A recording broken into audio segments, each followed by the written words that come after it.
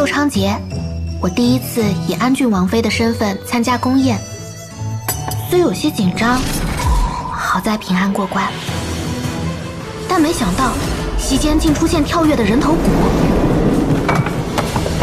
发生这等奇案，一定得还死者一个公道。楚楚竭力护住头骨，保存证据。我也代表三法司据理力争，最终获得了此案的调查权。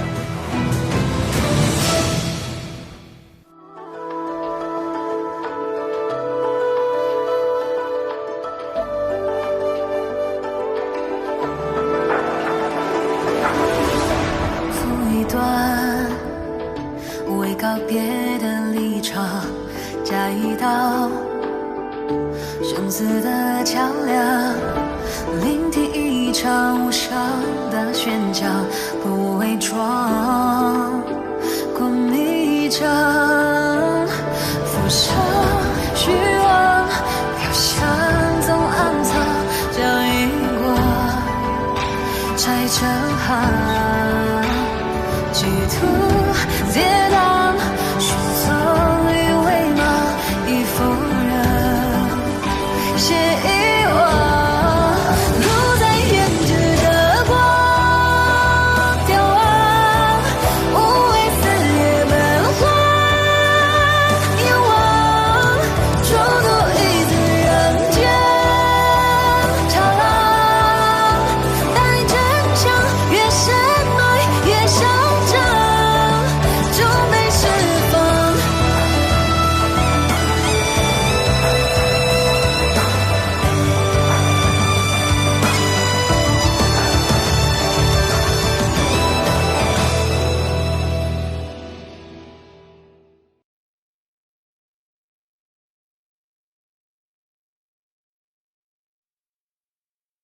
这个地方好像被什么东西磨过。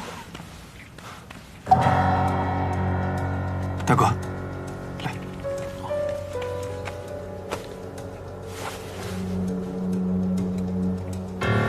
这里发生过打斗，从身形看，应该是个男子。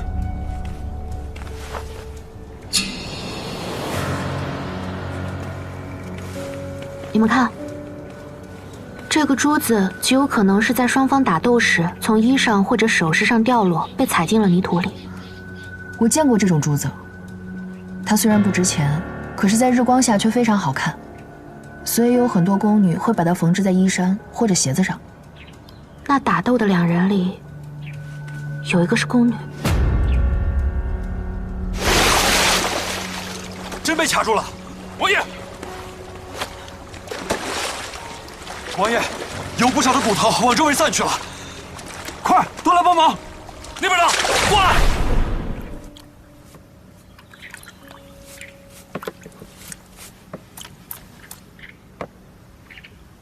厉害啊，楚楚，碎成这样了还能复原？对于楚楚来说，复原尸骨有什么难的？我们昨天的猜测没有错，他果然不是失足落水的。怎么说？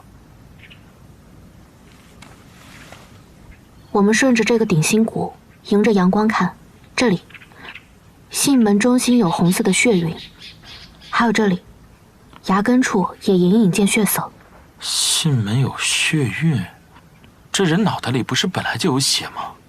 人的血会在皮肉间或在骨髓里，但一定不在骨上。你意思是有人击打了他的头颅？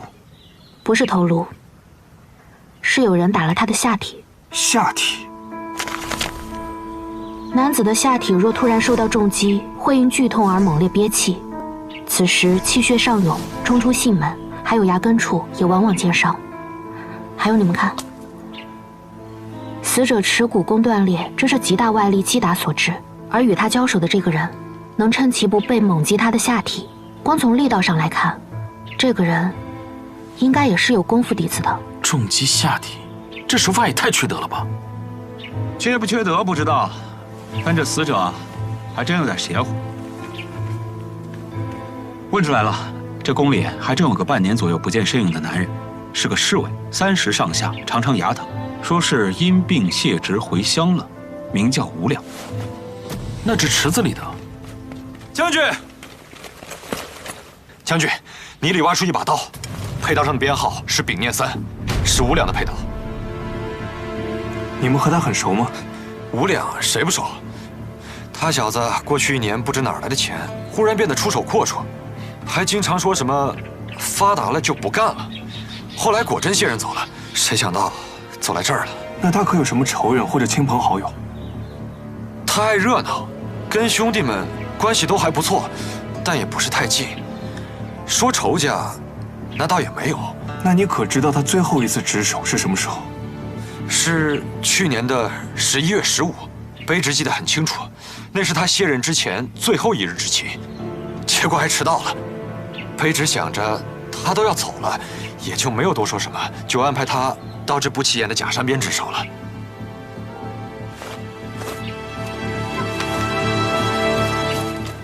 你还记不记得我昨天晚上说，惠妃、宫正还有那些宫女的反应都不太对劲？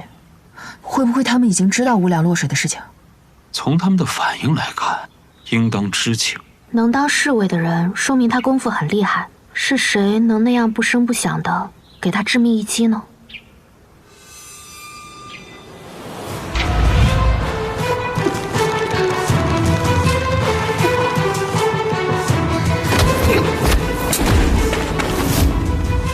这道刻痕与池中打捞出死者腰带上金属饰物的磨损正相吻合，但从地面上痕迹的深浅方向和遗漏的珠子来看，死者应该有所反击。凶手有些功夫，也反应机敏，虽一度不敌死者，但最终得以趁死者不备，猛击死者下体。从凶手的脚掌留在石头上的宽度大致推算，凶手的身量远远小于死者，而死者下体所遭受的关键一击，正是女子对抗男子时最易得手的一击。如果凶手是个女子，那按照我们之前的推测，11月15游园夜，那晚出现的所有宫女，凶手就在其中。放心，有我在，只要能锁定范围，就能把他揪出来。那我跟冷月去找公正。所有激荡都在这里了。安郡王妃、金少夫人，请。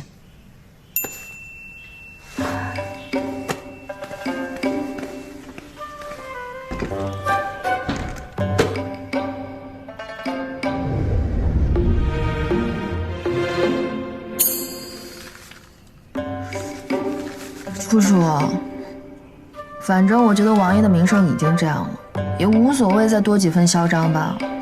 这事不如直接让公正去查吧。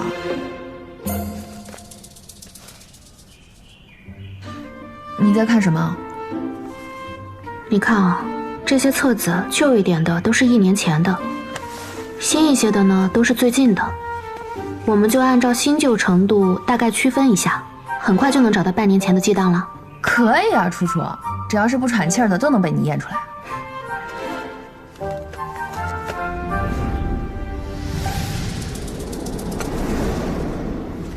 陛下，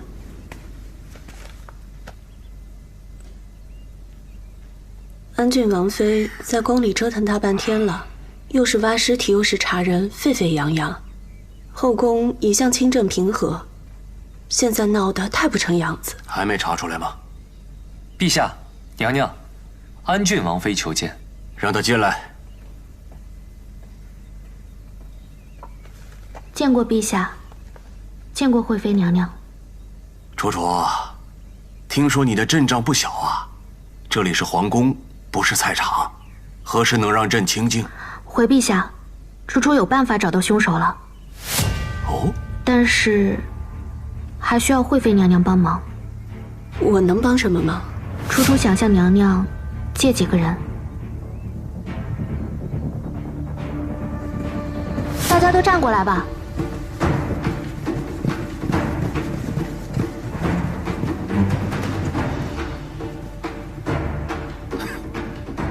这个楚楚，还真是有模有样的。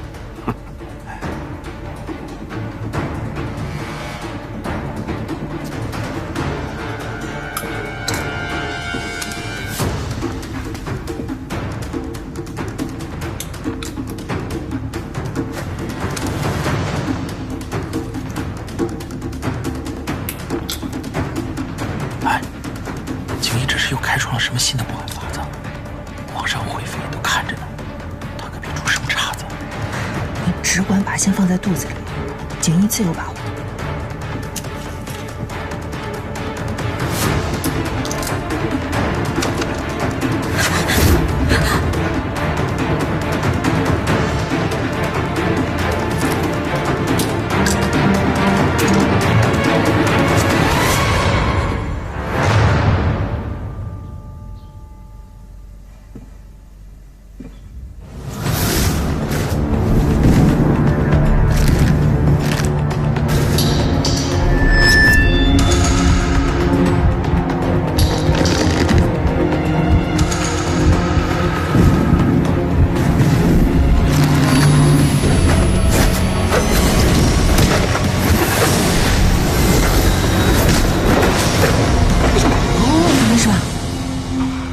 我没事，夫人，早有准备。你看，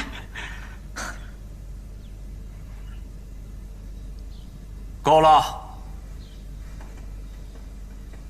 回禀陛下，臣已经验出来了。石青，你还不认罪？景少卿无故动手在先，奴婢只是自保，何罪之有？自然是杀害无两之罪。陛下，去年11月15是陛下和惠妃娘娘的游园宴，也是无两最后一天值班。无两因迟到，被安排在人流稀少的假山附近值守。无两与石青二人相遇此处，不知因何事，二人产生矛盾，随即动起手来。石青虽有功夫在身，但无两毕竟是神策营卫兵，石青落入下风，只能奋力抵抗。两人你来我往，在假山的山洞里留下了大量的打斗证据。但是两人都忽略了一件更为重要的事：皇宫内再隐秘的角落，每2刻钟也会有巡逻侍卫经过。两人又相当默契的不发出一点声音，躲过了巡逻侍卫。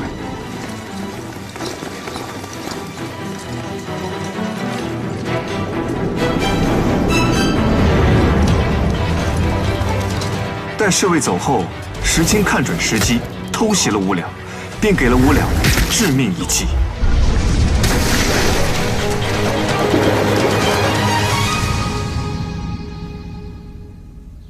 惠妃，去年11月15游园那日，石青的行踪你可清楚？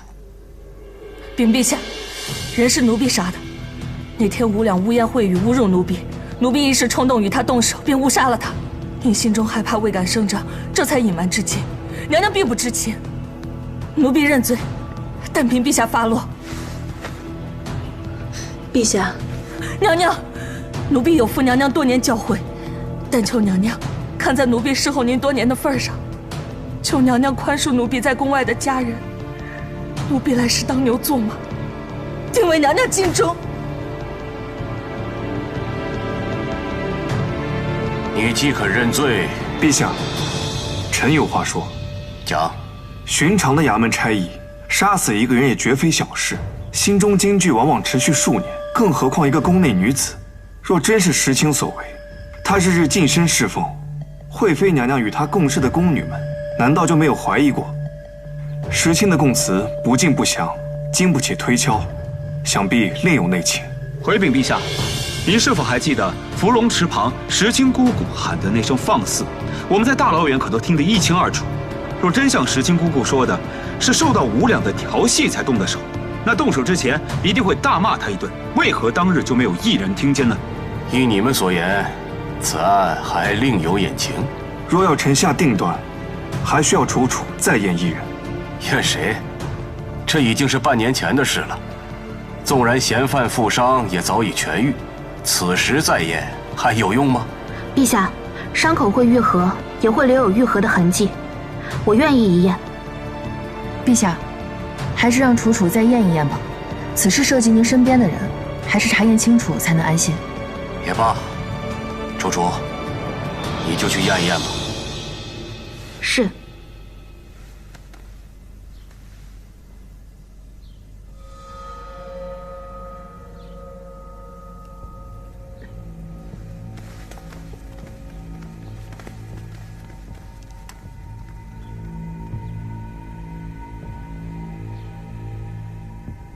无论你再怎么查，怎么验，对我而言，都只是一个死。如何处置你是宫规说了算的，我只是一名仵作，我要做的是验明真相，让宫规的处置有所凭据，所以我不会冤枉一个好人，也绝不会放过任何一个坏人。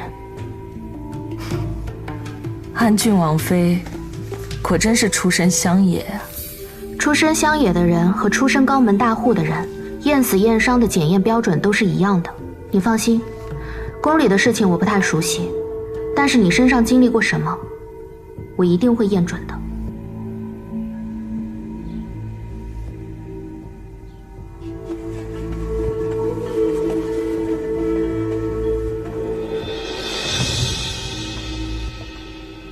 楚楚，可验出什么？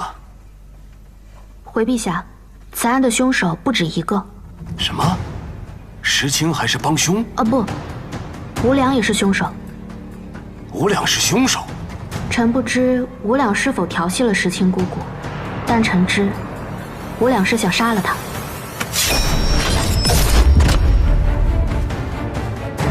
石青的右臂上侧有一道疤痕，根据伤口的恢复程度判断，应当是半年前的伤。从伤口的走势与窄阔来看，应当是宫中侍卫的佩刀自下而上造成的。冷月曾说过，习武之人最先学会的是善败，能让石青用手臂去护的，一定是要害部位。从石青与死者的身量上看，死者这一下，应该是想要一刀封喉的。也就是说，吴两这一刀是奔着致命去的，不是石青姑姑要有意伤害吴两，而是吴两要杀石青姑姑，所以石青姑姑为了自保，才做出的致命一击。没错。石青，朕再给你一次机会，你说清楚了，那日为何到如此偏僻的地方与那侍卫碰面？他为何又对你下杀手？从实讲来，不得再有隐瞒。是，陛下。奴婢那日去取糕点，恰巧经过那里，他应该是不认得奴婢，加上是不是长夜守卫无聊了，就调戏奴婢，拿奴婢取乐。是因为奴婢的抗拒惹恼了他，所以才会做出如此过激的行为。既然如此，你为何当时不及时呼救？回陛下，那时陛下正在和娘娘游园，奴婢不敢惊扰圣驾，也怕被那个恶徒反咬一口，平白误了自身清誉，还会连累娘娘。石青，是不是你推他入水的？奴婢没有，是他自己不小心跌进去的。吴两朝朝奔着奴婢的命来，奴婢不得已为了自保攻其要害。他吃了痛，想跟我拉开距离，结果走到池塘边掉下去了。奴婢当时害怕极了，只想赶在娘娘回宫前把伤口处理了，还谎称说是因为天黑不小心跌在石头上割破了，娘娘没有生疑，反而给了奴婢很多药材，这才瞒了下来。陛下，石青伺候臣妾多年，尽心尽力，此事虽然有错，但也是那狂徒先图谋不轨，还请陛下高抬贵手，饶石青一命吧。杀人偿命，这是天道。陛下，是侍卫行事不当在先，想要杀人灭口在后。石青姑姑只是为了自保，并无害人之意，按律不应当判处死刑啊！安郡王妃，这里是宫中，宫女侍卫不清不楚，不论是不是她的错，她都有错。既证据确凿，她又认了罪，那就……陛下，眼下寿昌节尚未结束，四方使臣和各地大臣都还在，不如先将此事交由内侍省，节后再做处置。节后赐死。奴婢谢主隆恩。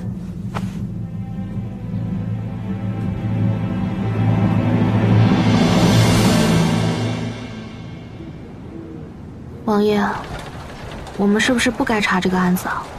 事有对错，案有真假，我们有责任公允地揭露真相，也能因为心中的良善，从律法中替当事人找到最好的结果。所以查明真相不是你的错。而且这案子还没结，还记得今日我让你留意石青身上的伤吗？留意一下石青是否受过侵犯。我验过了，确实没有。说明无两并没有强暴她。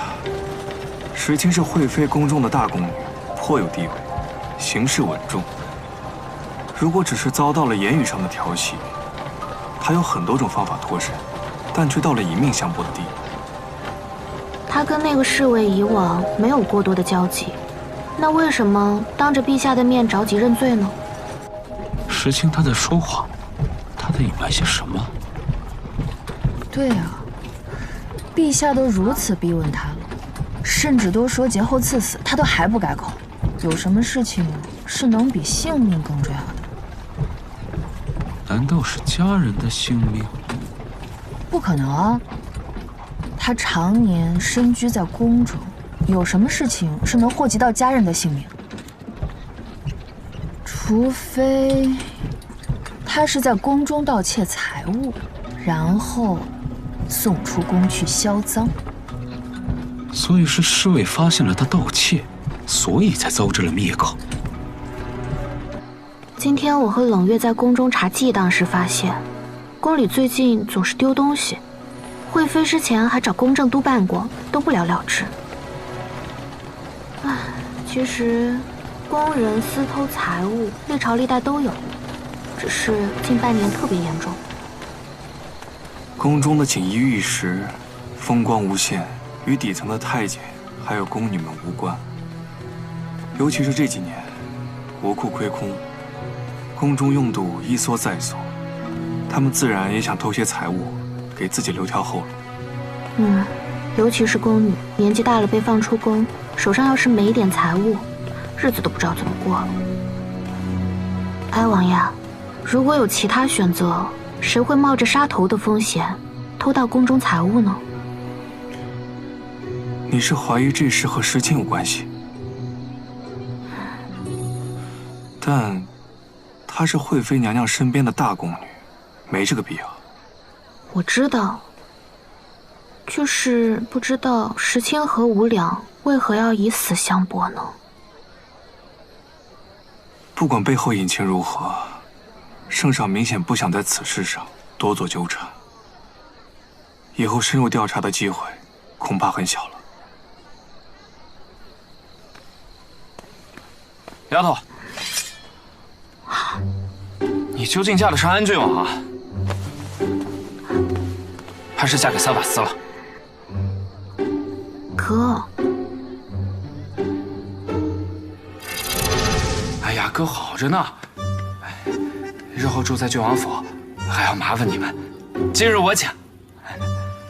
大哥远道而来，我夫妻俩还未来得及好好招待你，今日的菜随便点。此处虽非什么奢华之地，但口味却是一等一的好。宫中事多，劳烦你等了这么久。葱爆羊肉清风饭，黄叶冷桃葫芦鸡，南酪樱桃花蒸鹅膏，水晶龙凤糕，就这些吧。好。哎，等等，再来2份蒸饼。好嘞。哥，你怎么只点我喜欢的，也得点点自己喜欢的啊？哥只是想换换口味，换换口味。绝慢用，多吃些啊！这脸上瘦的都没有肉了。这王府的饭还是不如家里。哥哥从老家呀带了很多特产来，够你吃上1年半载的了。哥，你仔细看看，我根本就没瘦。大哥说的对，你日夜操劳，是该多吃点。哎，对，吃。哎哥，你这次进京来怎么带那么多东西啊？这路上多难拿呀！你就说喜欢不喜欢吧。喜欢。哥就知道，还是家里的东西，你用着舒服。来，大哥，来，这是上等的柳叶酒，我敬你一杯。来，我哥他，我们随意吧。这点小酒不值一提，泉州的男人都能喝。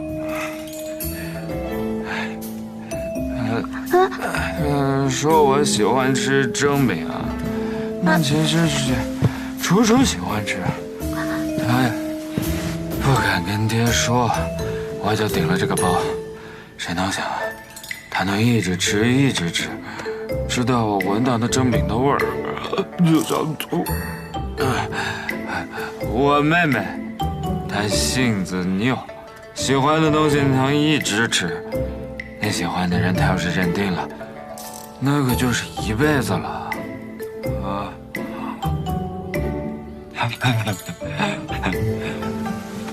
哥，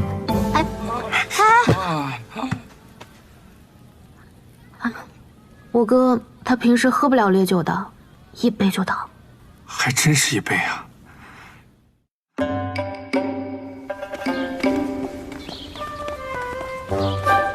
景少卿呢？在这呢。你在树上干什么？俯瞰全局，整体思考。偷懒还挺理直气壮啊！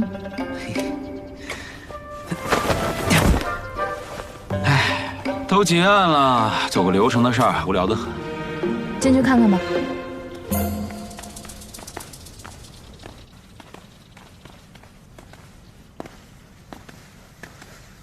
这个人过得可真是洒脱啊！可不嘛，到处洒，到处拖。我们来的时候就已经是这个样子。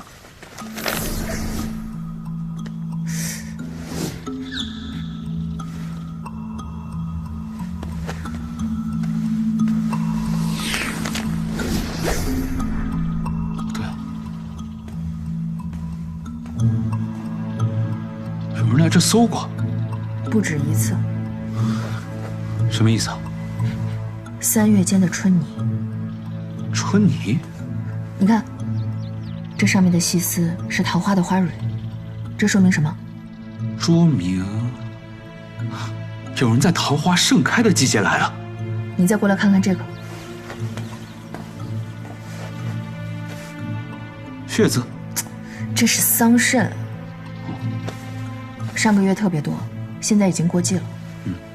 关键是，从脚印的大小到步态来看，这2处足迹应该是同一个人留下的。同一个人？桃花盛开的季节来了一次，结桑葚的时候又来了一次，也就是说，吴两在死了3、4个月之后，他来搜过一次，没找到自己想要的东西，不死心，在上个月又搜过。这里一定有他特别想要的东西。不对呀，这的每一面墙、每一块砖，我都让人细细敲过了。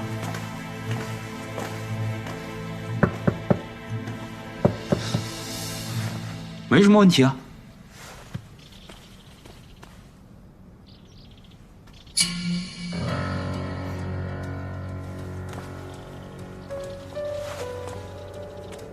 夫人，你觉不觉得这个墙有问题？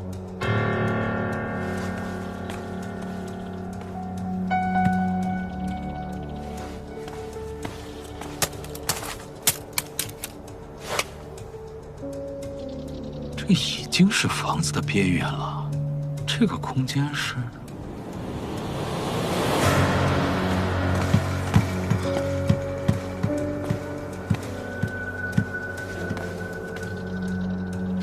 这吴两是想当齐代赵吗？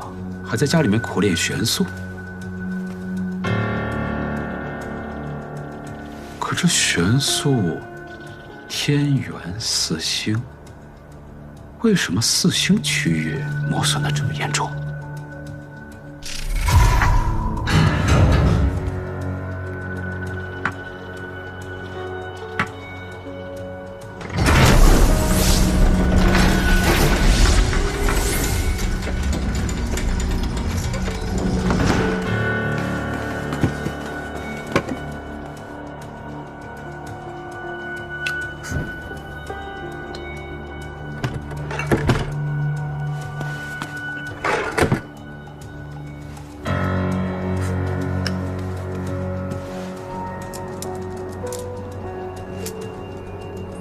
哪是私宅啊，分明是后宫的私库。我去禀报王爷，不能结案。王爷，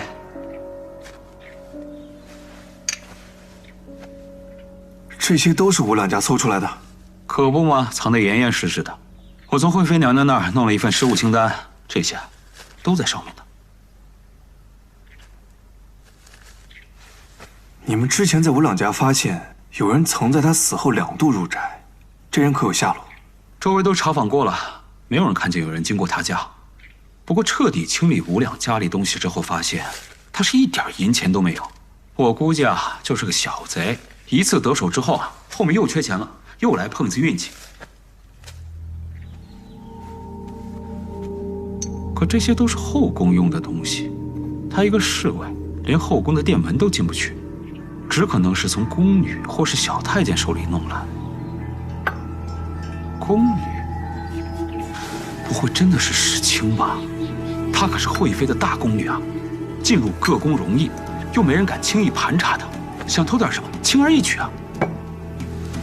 本来毫无察觉，正好被吴两碰见，吴两见财起意，想要以此威胁石青，石青情急之下杀人灭口，这就说得通了。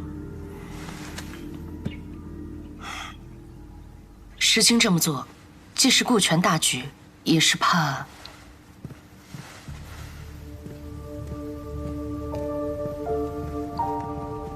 也是怕有心之人扯到您的身上，伤了您的颜面。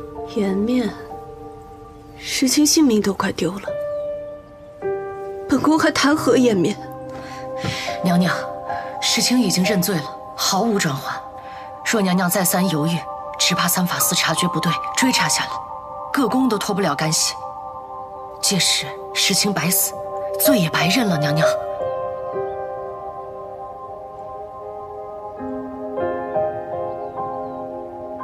石青走的时候，替我去送他吧，再多给他家里送些银两。他家中还有寡母弟妹，只怕日后日子难过。是，日后严正公祭，再有偷盗者，严惩不贷。此前的事，本宫既往不咎。娘娘宅心仁厚，方能上行下效，培养出石青这样有情有义的宫女。我替他们谢过娘娘和石青。回来了。你们查到什么了？从吴两那拿回来了一些东西。宫里吃穿用度的形制都是严格划分，可是这些荷包、手帕所用的布料极为粗糙，是只有宫女们才会得到的赏赐。可是宫女们平日里都是统一着装，所以应该是她们私下自己做的。这些都是私物，没什么值钱的东西。石青不会偷这些的。不会又是吴两偷的吧？还有这个癖好？估摸着应该是宫女们偷偷送给他的。对，因为我们还查到了一些私情密信，信件字迹都不同，所以是出自不同人之手。吴两不过一个侍卫，能迷倒这么多宫女？怎么，听起来你还挺羡慕的？你是想跟吴两学吗？我最讨厌那种朝三暮四、不专一的男人。也不能这么下定论，因为没有吴良给他们回信的证据。这些信件还有物品里，有石青的吗？没有，我们比对了一下石青供词上的字迹，跟信件里的都不同，所以石青没有给他写过信。从石青谈及吴两的神情中，只有厌恶和憎恨，确实不像喜欢过吴两。所以我们现在要查清2件事：一，这些宫女的物件是怎么到吴两手里的；2，写这些信的宫女到底是谁？石青应该是不会再开口了，所以这些东西就是我们唯一的线索。你可要想清楚了，河宫上下，从陛下到宫娥，没人想查此事。你们这么做，未必有人领情。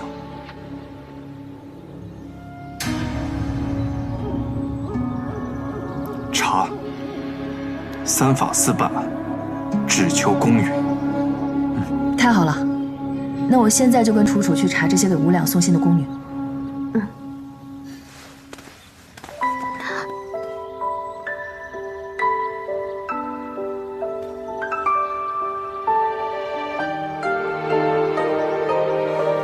怎么，这才半日不见，就这么舍不得啊？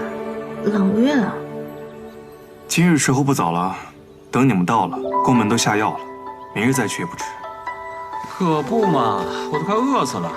王爷，今日王府再添2双筷子呗？没有。怎么没有啊？我明明听见午后你吩咐吴江去广泰楼买什么？我是该知道还是不该知道啊？我突然想到，寿昌节期间长安城没有宵禁，难免有一些宵小要作祟。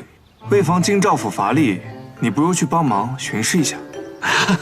我看就没有这个必要了吧？不是我不勤谨啊，是我怕江道海到时候又跟乌鸡眼似的盯着我，怕我抢他功了。无妨，都是为国效力，仔细的把每条街巷都巡好，做一份详细的记录，明早亲自送来给我。王爷，是。王爷放心，今晚我一定寸步不离的守着他。辛苦啊，景爷。不辛苦，辛苦。你干嘛突然罚他？不光要罚他，还要罚你。罚我？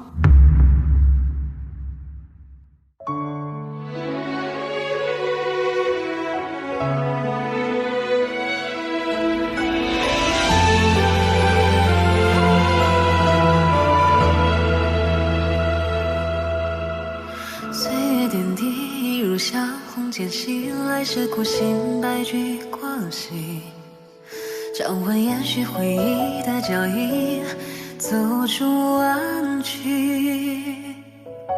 两情若能比喻，风雨皆是途径，回望是一天起，与你的枝叶并连理，纠缠自相依。长路崎岖，化作日月归期，或如心流转四季。闪耀着梦的希冀，人世不再褴褛。放你在我的心，才敢拥抱恐惧，静待流